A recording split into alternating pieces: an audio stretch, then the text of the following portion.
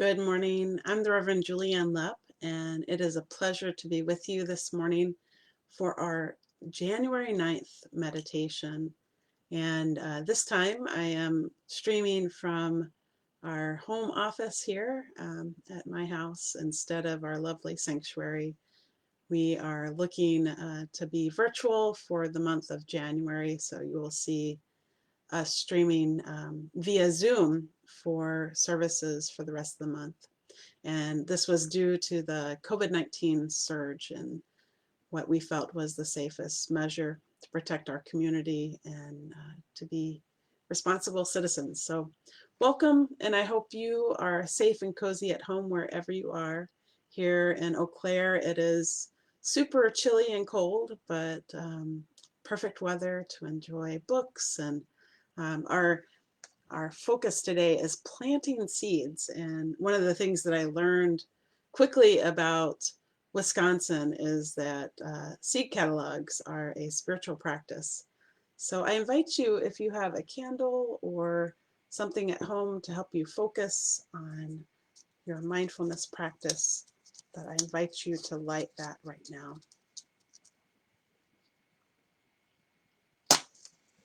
I'm going to light this candle with the intention that we are all people in progress. And our theme for the month of January is living with intention. And one of those intentions is to plant seeds or to make space for new ideas or new paths to form in our own lives. And what I've certainly found is that if we don't make room for the garden to grow, there will not be those shoots of growth. Instead, it's too crowded with weeds, or maybe we didn't make the ground ready for our dreams, for our ideas, and also discerning what that intention or that mindfulness might be. And I wanted to open up our time together with the idea that intention is not the same as, say, a New Year's resolution. New Year's resolutions can be fraught with the idea of shoulds or shame. You know, many of us have made resolutions to exercise more, to eat a certain way, to do or be a certain thing. An intention is a little bit different than that, because an intention is not necessarily based on a transactional type thing. And I wanted to share these words from Katie Covey about intention. Here's what I discovered. Intention is different than setting goals or resolutions in that it pulls us into who we truly are. Goals and resolutions push out for future possibilities. To set intentions, we must listen to our inner voice, which tells us who we truly are. And so here we are again in the month of January with talk of resolutions and demanding calls in our own hearts to do differently. And it's hard to resist that idea of self-improvement. And so we say, this year is going to be the year for the better me.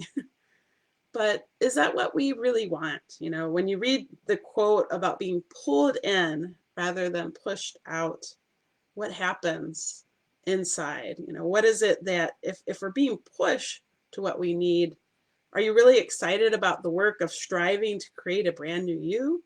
Or do you suddenly notice that whisper inside that says, I long to be pulled more deeply to the self that I already am?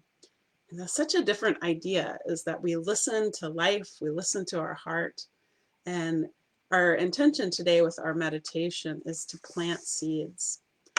And so maybe perhaps instead of having these transactional goals about losing weight, doing whatever, reading more books, whatever it is, the shoulds, perhaps we can make intentions like listening more to ourselves, to others, being compassionate, things that bring us into deepness and relationship.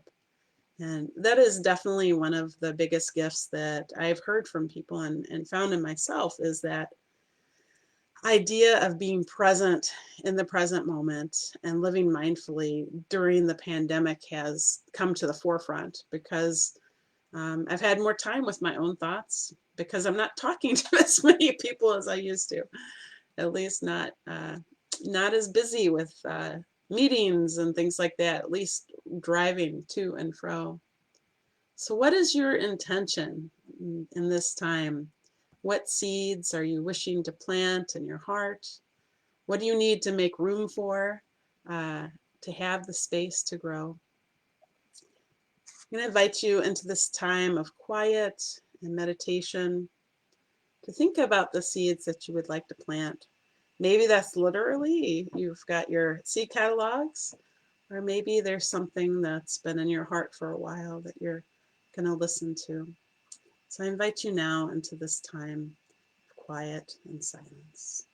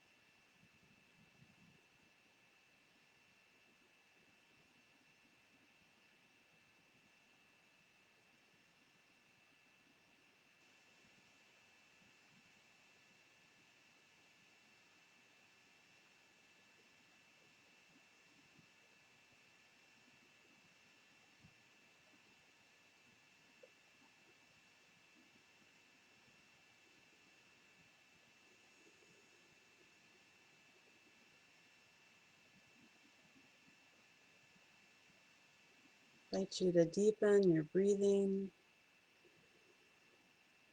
breathing in and letting go.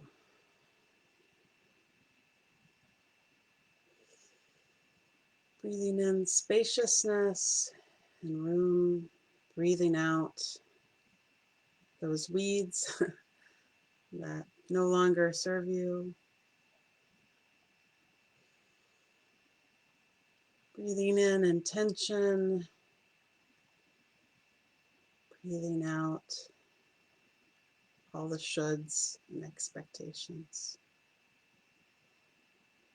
As you feel ready, you can open your eyes,